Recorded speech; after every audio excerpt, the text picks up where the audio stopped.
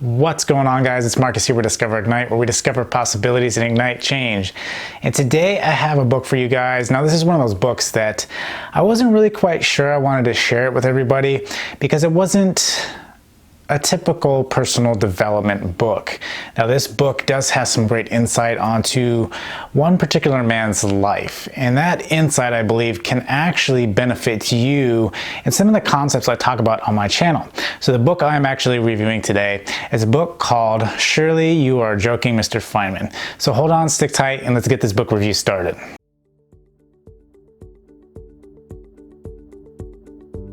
So this book I've actually read a couple different times, and I debated again sharing it with everybody because it isn't one of those direct self-help books, right? It's one of those books that essentially teach you something about life in general.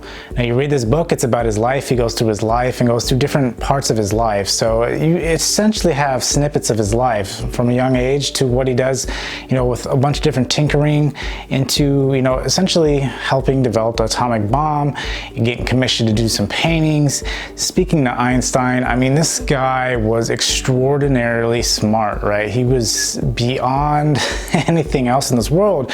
But the biggest thing that really made me think about this, right, was the fact that, when you compare him to someone like Leonardo da Vinci, Da Vinci was the same way. He was interested about something and he just continued to pull that thread and follow along what drawed his curiosity, right? That led him to be an engineer, that led him to do art, that led him to do all these other different things, right? Because of the fact that he was curious about it and he wanted to know how these things worked. And Richard Feynman is the same exact way, but in this book, he displays it so perfectly. It's very comedic, actually, through his whole life. In the way it's his whole approach towards life, right? This perspective on how things work. And, it goes into all these other different avenues from, him tinkering with a bunch of different stuff to figure out how things worked, and then helping other people. As a young kid, when helping people with the radios would go down, he would know exactly how it worked, and he helped a bunch of different people, and then that led him to other different discoveries and other opportunities. And it just essentially continued to compound and roll further downhill, right, until he essentially was helping develop the atomic bomb, speaking with Einstein. I mean, this guy's story is remarkable, and it's got some very comedic parts in it. It's got some really interesting ideas about where he used to hang out, right, to get all his thoughts together and stuff. He used to hang out at a nightclub, and no one would bother him. The owner, wouldn't allow other people to come bother him, other drunks to bother him, because he'd be writing down all these equations and stuff on napkins and just to stop process and try to figure stuff out.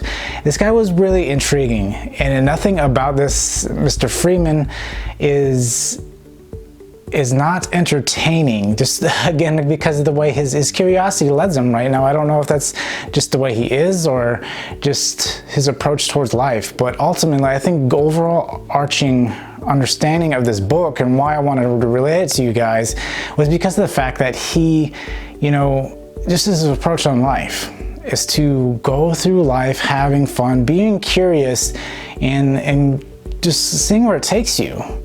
Right? He got commissioned to do a painting. He didn't even like painting. I guess at the point where he actually started painting, he never really done any kind of art up to that point. And he used to get in these conversations with his friend who was an artist. And so they were comparing science and art, and then they eventually got to this point too where they couldn't agree on anything, and then they're like, okay, well, every other week, one week I'll teach you some science and next week you teach me art. And so his friend taught him art, and he actually became extremely well to a point to where he was actually able to start selling his artwork, and he just went with it. And it seems like he got bored, he transitioned to something else and was successful at that because he focused on that one thing.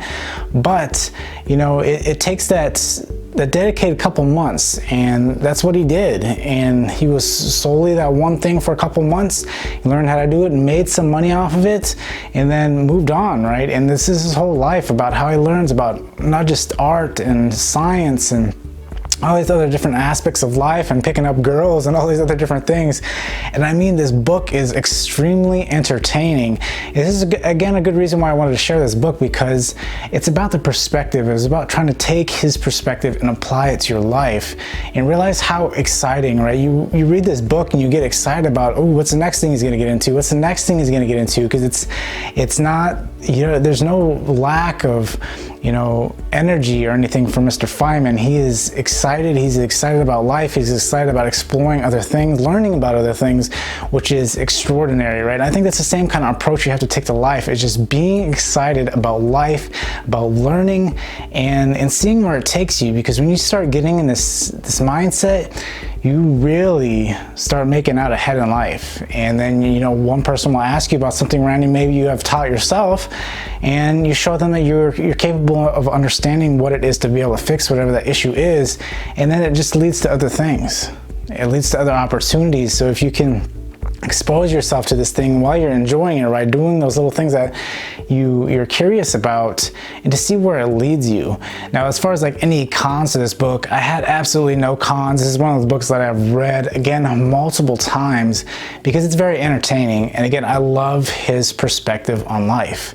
You know, to have that perspective, to be happy and to be excited about every essential moment and what you can learn out of it, right? Because that's ultimately what it is. And that's his approach too, as well, as to really see what you can get out of that situation. And he dissects it and tries to reverse engineer a lot of different things, essentially how his brain works to help him understand what that is, right? Instead of trying to be in this overly complex thing, he slowly reverse engineers it, and then allows them to actually see, you know, how that thing, and then break it down into an easier concept that he can understand.